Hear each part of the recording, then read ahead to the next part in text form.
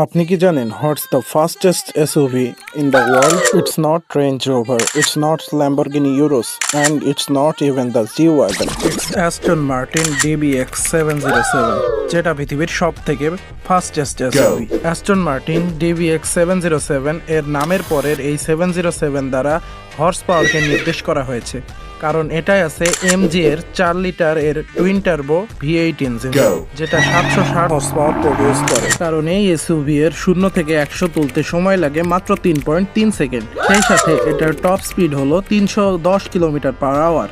এজন্য এর ব্রেকিং সিস্টেমটা খুবই হাই। সেজন্য এর ফ্রন্ট ডেক্সি 17 ইঞ্চির আর 23 ইঞ্চির alloy wheels.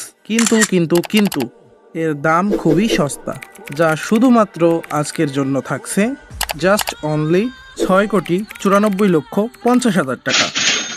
Subscribe to my channel for more this kind of informative videos and drop a comment.